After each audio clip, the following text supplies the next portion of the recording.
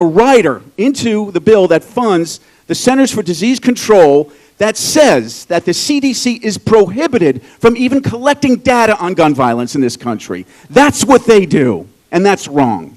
Did you know that if you are on the terrorist watch list, the do not fly list, they won't let you on an airplane if you're on the do not fly list? Nita Lowy and I, last year in the Appropriations Committee, offered an amendment that said simply common sense. If you can't be trusted to get on an airplane and you're on the TSA list, we probably shouldn't make it easier for you to buy a gun. We did that because we learned that 2,000 people on the TSA watch list who can't get on a plane tried to buy a gun, and 90% of those 2,000 were successful. That amendment was defeated by every Republican on the House Appropriations Committee. And that's just common sense. 72% of NRA members support that common sense approach. So folks, the bottom line is this. This is, for families on Long Island, this is one of the most critical issues and vivid contrasts that we have. For me, I believe that we need a president who's going to stand up to those House Republicans and get them to put the protection of our families ahead of the protection of the gun lobby. Don't you believe that we need that? I believe that we need a president who's going to keep us safe from threat abroad, but safe from threats in Huntington Station. Don't you believe we need that? I believe that we need a president who's going to make sure that no woman, no child, no parent, no teacher, no student, no member of Congress like Carolyn McCarthy ever has to endure the tragedy of losing a loved one to gun violence. That is why, ladies and gentlemen, I want Hillary Clinton to be the next President of the United States. And I am so proud to introduce her. Please give a great Long Island welcome to our favorite senator, Hillary Clinton. Thank you. Thank you, thank you, thank you. Thank you all. Wow, thank you. Oh my gosh, thank you. I have to tell you, being your senator was just the best experience. I loved representing our state, working with great members of Congress like Steve Israel. I want to say how much I admire Steve, what a strong, tenacious advocate he has been for the people in his district, in our state, and in our country. And we are going to really miss you. Thank you so much, Steve.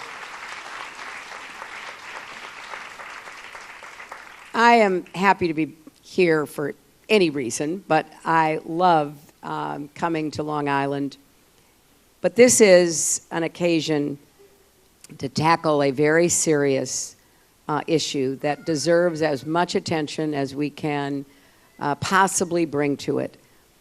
On average, 90 people a day die from gun violence. That is 33,000 people a year. As Steve said, a very significant majority of both American citizens and gun owners in our country want to see common sense gun safety measures passed. What stands in the way? What stands in the way is the most powerful lobby in Washington. Now, there are other powerful lobbies, don't mistake that. But if you take all of them, from Wall Street to drug companies to big oil, none is as powerful and intimidating as the gun lobby. Because what they do is just make it clear to anyone who stands up against them in public life at any level, from the county and city level to the federal level, that they will pay a price. They will be just the object of a tremendous barrage of advertising, of online attacks, and everything else that is designed to intimidate and, if necessary, defeat them if they stand up and say, hey, we can have common sense gun safety measures consistent with the Constitution. We did, and we should and will again. So for me, this issue has been a high priority for many years, in part because I have spent too many hours listening to and meeting with families who have lost a loved one to gun violence. I remember very well, as First Lady, going to Columbine High School in Colorado. And time again, more than I care to count, I have looked into the eyes and held the hands of people who ask why. How can we let this happen? Even though you will hear from some of the most courageous and persistent voices that you could find anywhere in just a few minutes, we need to add our voices to their voices. We cannot go on like this. If anything else were killing 33,000 people a year, we would be mobilized. Cars used to kill more people than they do now, and folks said, we don't want to take anybody's car away, but what about seatbelts? What about airbags? Let's figure out what we're going to do to save lives. Instead, what the gun lobby has done is to block every possible avenue to doing that. Steve's right. The Brady Bill, which has prevented more than 2 million purchases that were prohibited under it, was a very tough legislative battle. When Senator Sanders was in the House, he voted against the Brady Bill 5 times. I was very proud when my husband passed and signed the Brady Bill, and I'm very grateful that it has saved lives.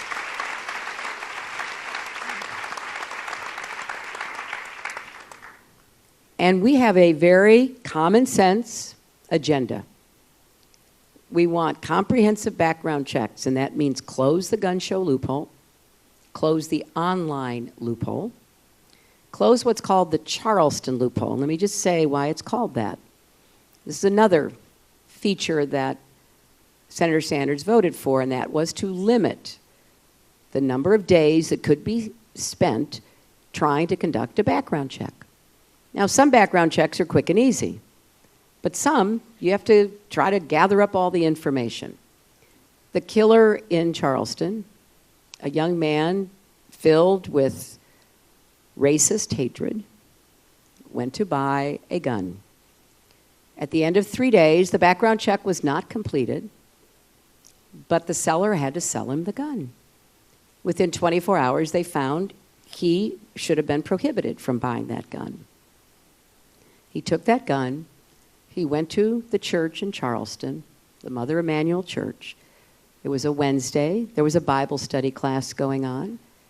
He went in fact, he was welcomed because the faithful people there, they were following their scripture, welcome the stranger. He was invited in. He sat there, he listened to the Bible study, and then he murdered 9 people. So we have to close that loophole. And we also have to reverse the gift that was given to the gun lobby with the passage of a law that grants them special immunity from the general responsibility of showing reasonable care in making and selling products. That is the rule for every other business that makes every other thing and sells it in our country. It's a rule that is rooted in centuries of legal jurisdiction and cases. The thinking is you do have a duty to the general public not to be negligent, not to be reckless, not to be irresponsible. I voted against that. Then Senator Obama voted against it. Senator Sanders voted for it, and to this day, he has defended it repeatedly and persistently. When challenged on his gun stances, he frequently says, well, you know, I represent Vermont. It's a small, rural state. We have no gun laws. Here's what I want you to know. Most of the guns that are used in crimes and violence and killings in New York come from out of state. And the state that has the highest per capita number of those guns that end up committing crimes in New York come from Vermont. So this is not, oh, you know, I live in a rural state, we don't have any of these problems. This is, you know what? It's easy to cross borders. Criminals, domestic abusers, traffickers, people who are dangerously mentally ill, they cross borders too. And sometimes they do it to get the guns they use. This has to become a voting issue for those of us who want to save lives. And I'm going to keep working on it and talking out about it. I know the odds. I know how tough it is. But I also know that if more people stand up and speak out, as these panelists are doing, then the vast majority of Americans who agree with us that yes, there can be constitutionally permissible restraints. And I want to end by just making the point that Steve made. You now have laws in our country prohibiting the Centers for Disease Control, which conducts research on public health problems that cause death or injury, from even examining what could be done in order to keep guns out of the wrong hands. That doesn't suggest to me that this is a very confident position that the gun lobby holds. Anytime anyone tries to suppress information, to stop research, I have to ask, what are they afraid of? And what they're afraid of is there are answers that we could work together to implement. So I am honored to be here with all of you and to hear from each of these panelists who will, in her own way and words, tell you what it's been like for them. I want you to have the opportunity to hear their stories because I want you to really help me, not just in this campaign, but if I'm so fortunate enough to be president, to really help me make this the kind of voting issue it deserves to be in our country. Thank you all.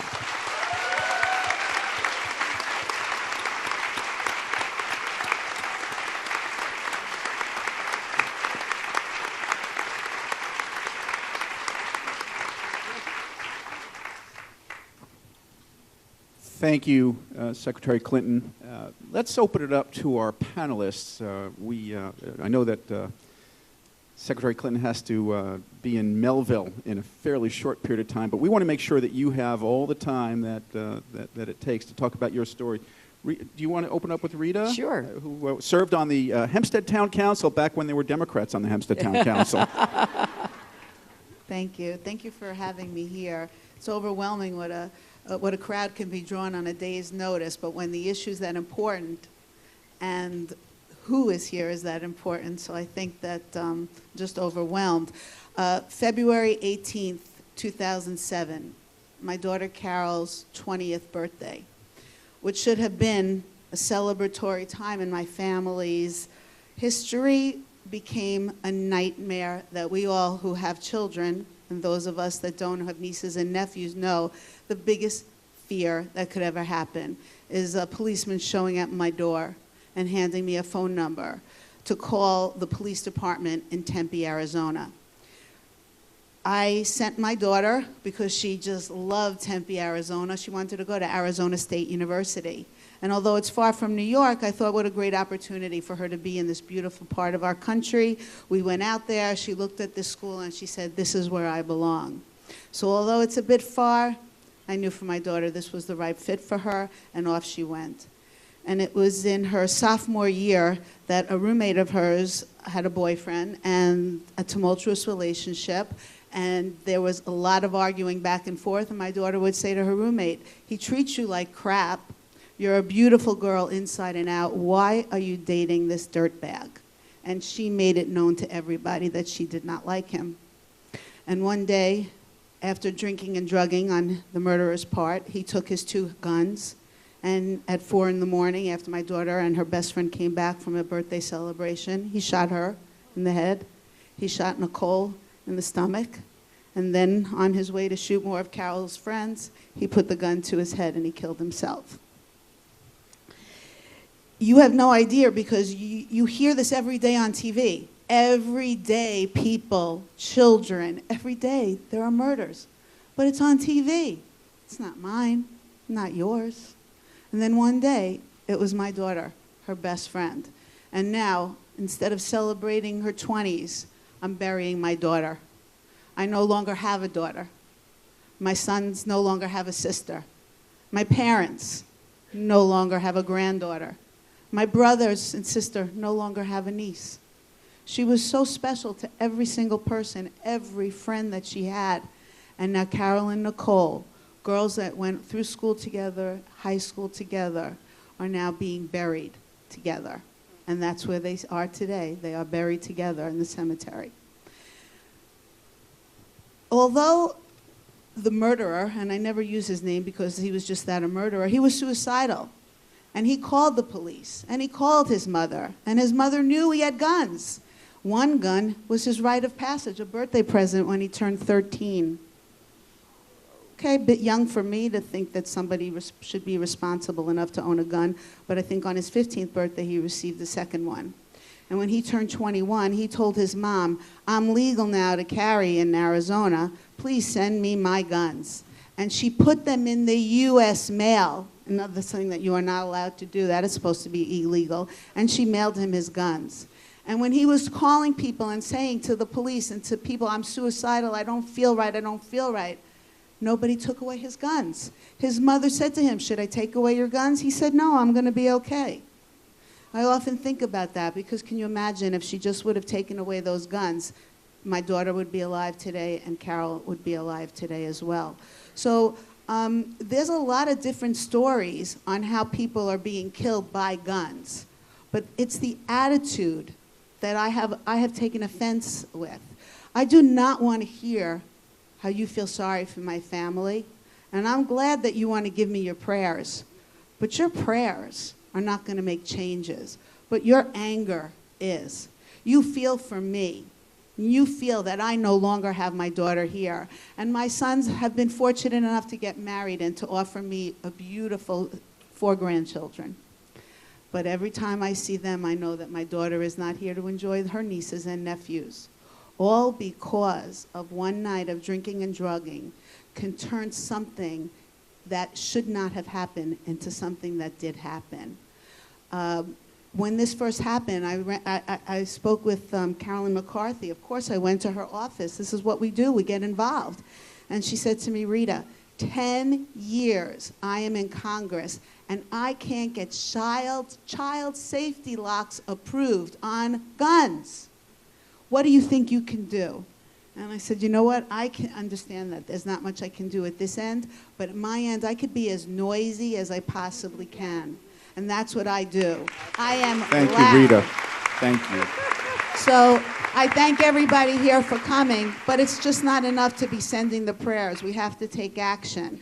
Thank God we have a representative of ours that is willing to listen to us because we know that the ANRA, the anti-NRA, is a hell of a lot stronger than any NRA can be. But they kid themselves. I was campaigning for, and I met a man, he says, "I can't vote for you, your gun law, you're too strict." And I said, "Do you know that if the trend continues, more Americans will be killed by a gun than be killed in a car accident? Is that okay with you?" He said, "Oh, I don't believe that." And I said, "Of course you don't. That's how you sleep at night." So I guess I'll end here by saying Thank you, Rita. Thank you. Thank you, everybody, because if we all get angry enough, we can start saving lives. And stop making our citizens are the terrorists, right? We're so worried about terrorism, but we have terrorism on our own soil. Our gun manufacturers, our ammunition manufacturers are making terrorists out of our citizens. A sobering fact, go online, go buy a semi-automatic weapon. They're all available online with not much to prove because mom and pop somewhere out there are making them, and there's nothing to prevent people who are mentally ill and people who are on terrorist watch lists to making our citizens become terrorists. This is a home problem. This is a problem that we all face. And I thank you. Thank you, Rita. For doing this Thank you. today. Thank you, Rita.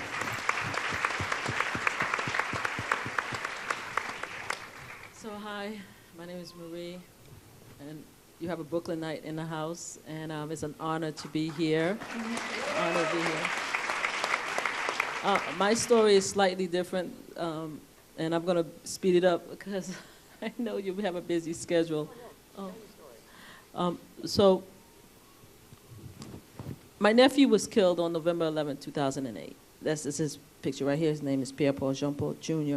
When we lost him, he was the first one that was killed in our family and all the generations. And we're Haitian descent. My mother is Haitian descent. So I'm the first generation of American that was born in United States. So she immigrated here, and her first grandson was murdered in Queens.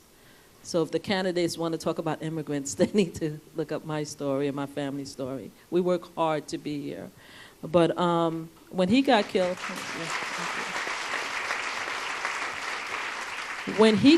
it was a little different than the other ladies here. I went on with my life. Actually, my family went on with our life. We mourned, we grieved, and we just buried our own, and we just moved on.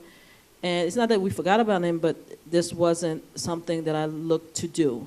And I joined a couple of charities where I marched to stop violence in Queens and Brooklyn. So I went to a couple of, I fundraised, but I wasn't really doing anything about it. And then 12/14 happened. And the story about 12/14 is I was at a holiday party, enjoying myself immensely. And then I saw in the news that there was an incident that happened, a shooting. And I just passed by the TV. I just kept on going. I was like, okay, well, another shooting. I lost mine. People gonna lose theirs, This is America, right? So then I remember I had to go get a red velvet cupcake in the other room. I love me some red velvet cupcake. It was cream too. So I passed by to get the red velvet cupcake, and I heard, because there was so many conflicting stories, I heard a 5-year-old. I stopped in front of it, and I was at a holiday party, and I stopped in front of the TV. I'm like, a 5-year-old? So I stood there, and I couldn't move. I couldn't enjoy the party. I couldn't move. I couldn't do anything.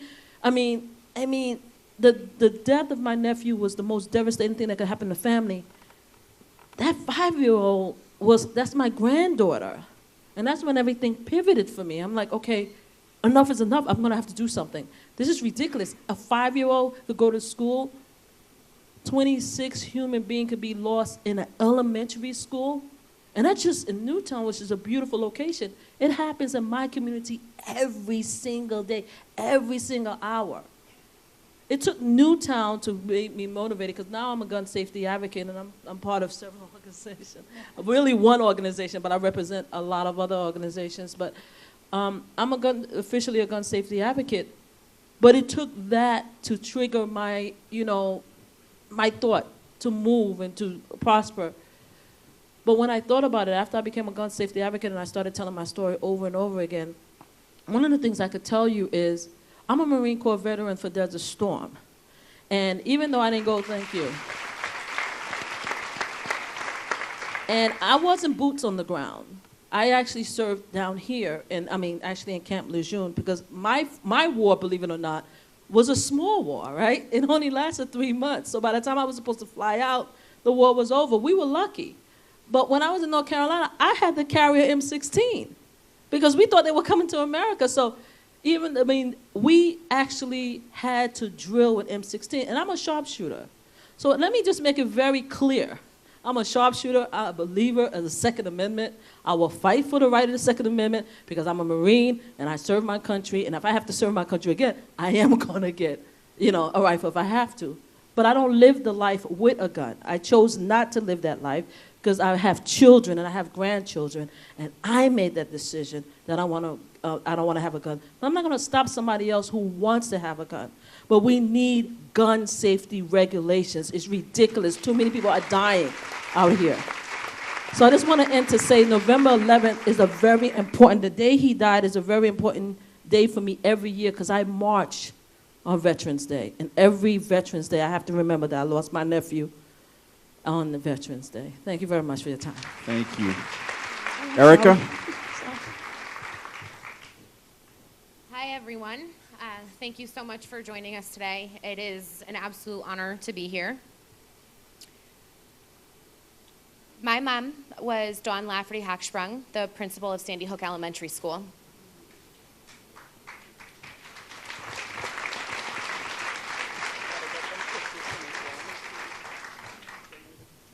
On December 14th, my mom was in a PPT meeting with a couple of other teachers, a school psychologist, and a parent. And she was sitting in the conference room that was very close to the front door, and she heard this noise, this pop, pop, pop, pop, and had maybe a 3-second delay, as it was explained to me, and kind of did this with her hands and said, "Was that gunshots?" And then they started again. And then she said, "Holy," and then used a Dawn word. That was gunshots. Without hesitation, my mother opened the door to the conference room and walked out into the hallway of Sandy Hook Elementary School and faced her heavily armed killer. Within seconds, her and the school psychologist were dead. The shooter continued on into 2 first-grade classrooms, killing 4 additional educators and 20 6- and 7-year-old children. As they started to evacuate the school, several classrooms were hand in hand with small children being guided down the hallway by my mother's dead body. I was sitting in the Sandy Hook firehouse for hours trying to figure out if my mother was dead or alive, and all I knew is she wasn't there and she wasn't with the families like she was supposed to be. I didn't get my notification until about 2:30 or 3 a.m. on the 15th that my mother had been murdered. I don't think that it sunk in for months what had actually happened. Today actually marks 3 years that I have been tirelessly fighting for gun safety measures and gun violence prevention, meeting survivors from across the country who have become family to me. I have spoken at town hall meetings. I have spoken at congressional hearings. I literally have talked to anyone who will listen to me, not only about the issue of gun violence and gun violence prevention, but about my mom. Because for too many people, victims of gun violence are nothing but a number. And when I say that my mom was the principal that was killed in Sandy Hook, I don't want people to think, oh yeah, she was one of 20 people or 26 people that was killed that day. I want people to remember her in her ridiculous book fairy costume with her crazy hair and dressed up like an alien to make the kids smile. I want her to know that she was a person, that she was an amazing educator, that she was the best mom anyone could ever ask for.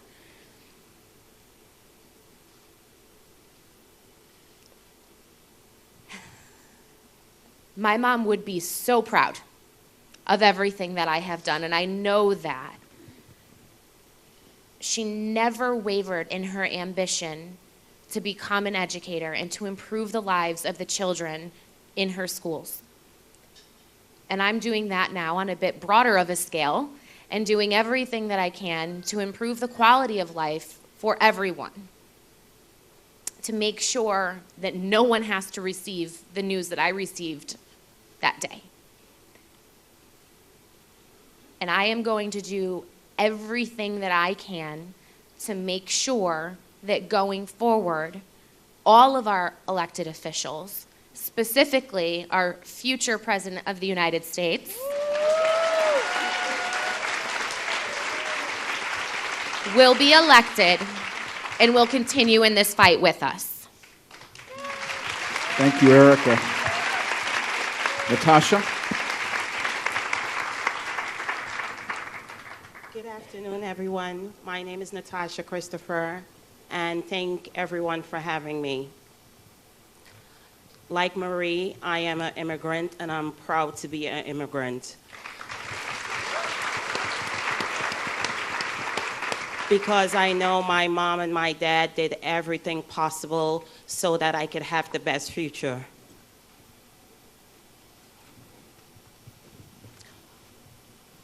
On June 27th, 2012, I received a phone call that no parent ever wants to receive. At the time when I received that phone call, it was a little disturbing to me because it was around 12 o'clock, 12 a.m. at night, and the person called me and said Akil was shot. I said, not my son, and I hang up the phone. My son I live in Queens, and my son went to Brooklyn to spend the summer with his dad. This is something that he always do. So again, at the time when I received that phone call, I was like, not my son, because I know there's no way in hell that his dad would have my son out this late. So I have two other boys, at the time they were 10 and 5. I woke my kids up and I said, we have to go to the hospital. I got to Brookdale Hospital in Brooklyn, and I walked into the room.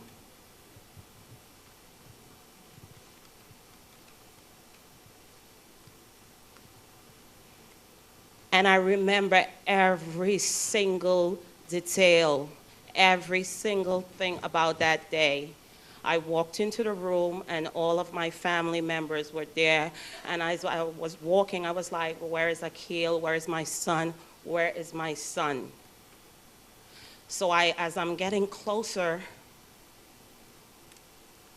I'm seeing all this blood and this on the floor, and I'm like, I wonder whose child or who is losing all that blood. And then the drapes pull open for a second, and I see my son bleeding.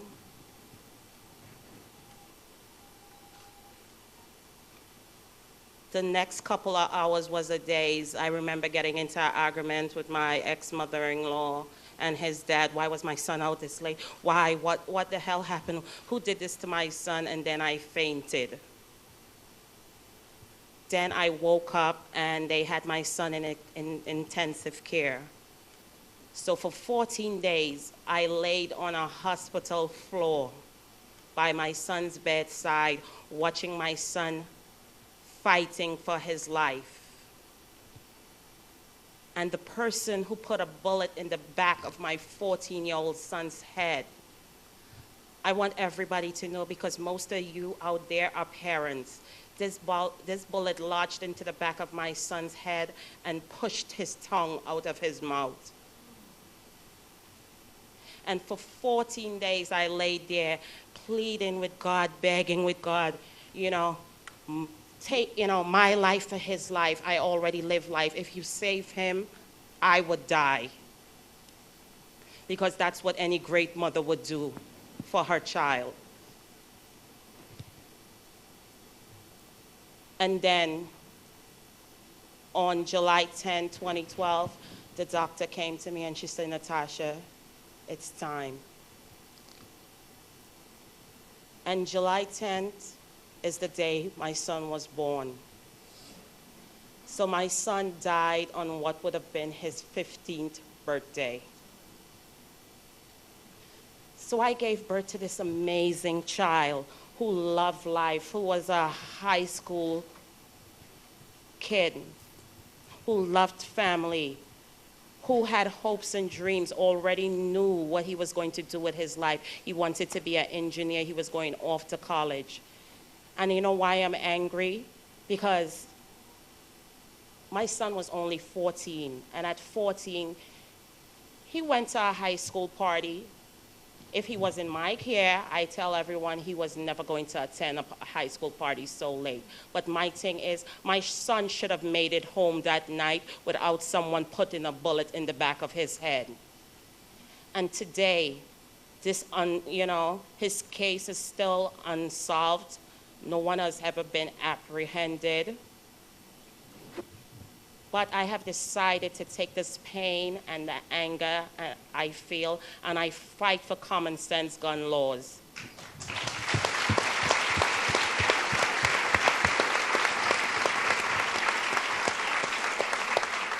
Because we all are sitting here, and it doesn't matter where you live, nowhere is safe anymore. It doesn't matter how much money you have, nowhere is safe anymore. And we all owe it to everyone on this panel to get up and do something. We all have the opportunity to make a difference. To sit back and do anything is saying what is going on in this country is okay. And I refuse to sit, to not do anything. I will continue fighting for my son and for all of my friends. I work hard every day. And I get up, and I am the best mother that I know that I can be to 2 younger children. And, I just want to, everybody see, I sit here and people say, oh, she's amazing and she's full of strength. But for 1 year, my son, I have a son who just turned 15. And I remember I lived in constant fear for 1 year because he was 14. And I lost my oldest son at 14. So I was so happy when my son turned 15. So please join us in this fight. I told Mrs. Clinton in the back, I was an undecided voter before, but I am with her now.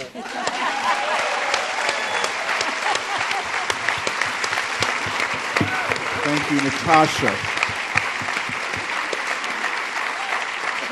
Sandy? Hi, I'm Sandy Phillips. Don't you just love my family?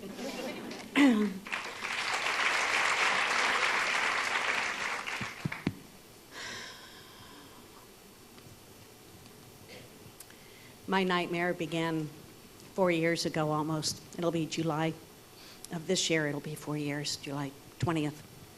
My only daughter, Jessica Redfield Gowie, went to a movie with her best guy friend who was visiting her in Colorado. What story doesn't often get told is that my daughter had been in a shooting 6 weeks earlier. She was visiting her boyfriend in Toronto, and they went to the Eaton Center Mall, and they were standing in line at the food court, and my daughter had this odd feeling, and she said, do you mind if we go somewhere else and get something else to eat? And her boyfriend, being a good boyfriend, said, sure, not a problem. 3 minutes later, gunfire erupted in that food court, and several people were shot. 2 died. Jessie saw the aftermath of that and wrote a blog. My daughter was a journalist, sports journalist, finishing her last semester of college. And she wrote in her blog about that incident and said, every second of every day is a gift. How little did she know that 6 weeks later her life would be taken in another shooting. When the shooting erupted in Colorado at that theater, the horror that those people felt. If you can look around this theater right now, the theater that they were in was much larger, and they were trapped. There was nothing they could do. The person that killed my daughter killed 11 others and wounded 70. And I was at that trial every single day, and I saw the wounds. I heard the stories. I met the first responders. And I heard and saw the autopsy reports. The weapon that was used was an AK-47, the favorite gun of mass murderers and those in their 20s. He used military-grade ammo, green-tipped, to go through seats, walls, human flesh, and bone. That particular bullet is designed to do the most harm to a human body it can do. My daughter was first shot in her thigh, and it went through the one leg and into the other, so she couldn't escape. The young man that was with her was a paramedic, and he immediately went into paramedic mode and started trying to stop the bleeding. What we found out several weeks later was that my daughter had been shot 6 times. The wound in the leg, 3 in the stomach, once in a clavicle that broke the clavicle, and a head wound. The head wound caused a 5-inch hole in my daughter's face and blew her brains out onto the theater floor, the seats, and the young man that was with her. I tell you this not to gross you out, although I'm sure it does. I tell you this because he was able to do this with a click of a mouse. He was able to order 4,000 rounds of ammunition, that type of ammunition, with a click of a mouse. No background check, no license, no ID required. So if he was able to do that, how many others with ill intent are out there doing the same? And it's perfectly legal. My husband and I were so astonished, thank you, that this could happen in our country. We're gun owners, and we had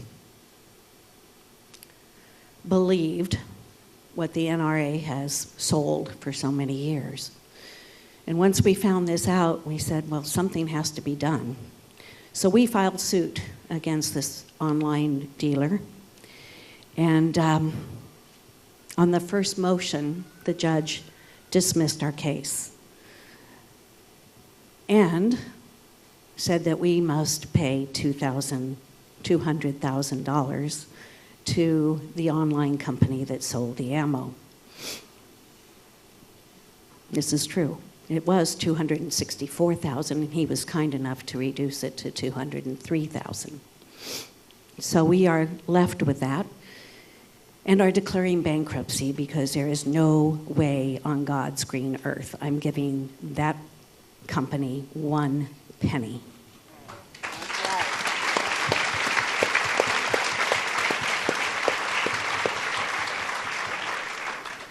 So when this debate started, and we finally had someone running for president that would talk about gun laws and gun violence in our country, we made a call.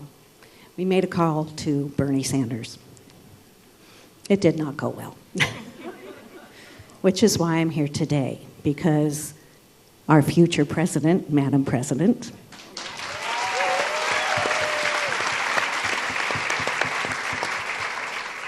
has called for the repeal of PLACA, and she's called for expanded background checks on every sale of every gun in our country.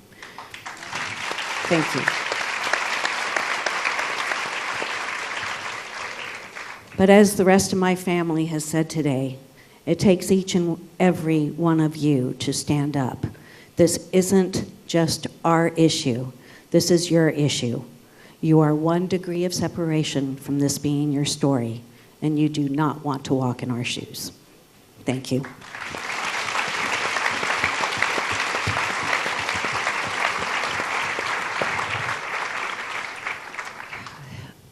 Well, I want to thank each and every one of the women here who have shared their story. As several of them said, they have been willing to tell that story despite how painful it is, to try to encourage the rest of us to take this seriously, to understand truly what is at stake. We need to recognize the warning signs when somebody says they're going to harm themselves or others. There has to be an intervention. We need to make it very clear. This is not about responsible gun owners. Never has been. And the overreaction by the gun lobby is what creates all the loopholes that people who shouldn't have guns in the first place can take advantage of. Erica didn't tell you about the kind of blowback she's gotten, and so have the other panelists, for telling their stories, for standing up against the organized reaction from the gun lobby.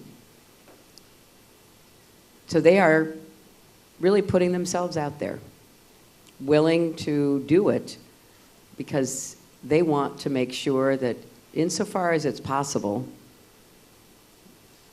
they try to prevent more families from ever experiencing this.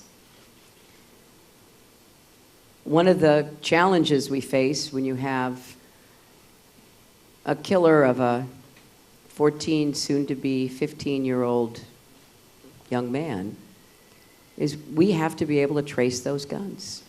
We have to be able to identify that ammunition, trace it back from wherever it came to track down and bring to justice the person who killed your son.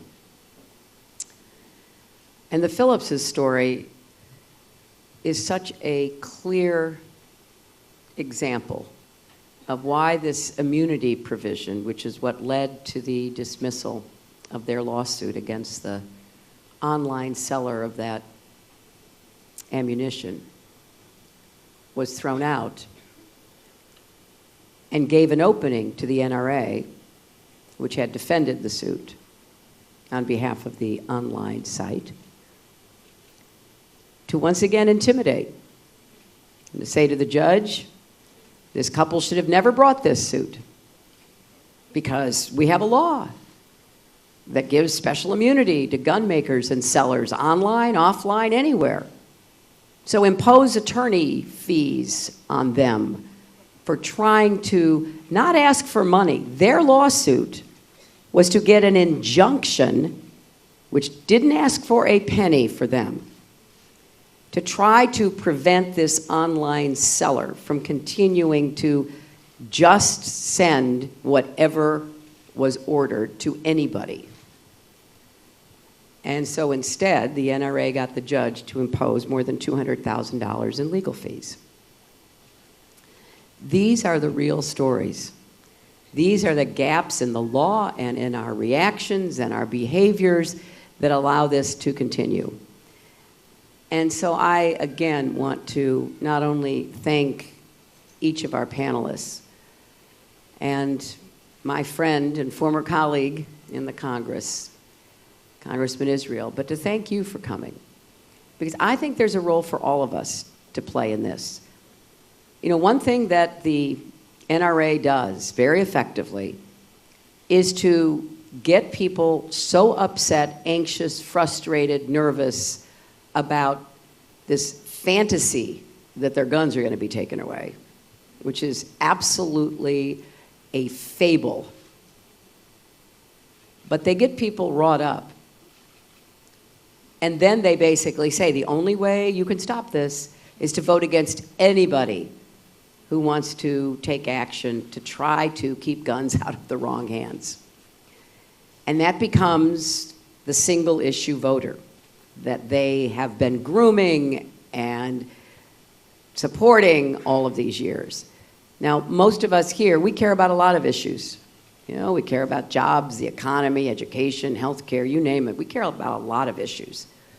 But we have to care about this issue, and we have to make it possible for the laws to be changed and for them to be enforced vigorously and to try to turn the tide in this country so that we get back to a more sensible, livable understanding that, yes, we do have constitutional protections, But remember, we started off saying we wanted to protect life, liberty, and the pursuit of happiness, so others have rights as well. Thank you all very much. Thank you all very much. Let's hear it for Hillary Clinton. Remember April 19th and all of our panelists. Thank you for your courage and leadership.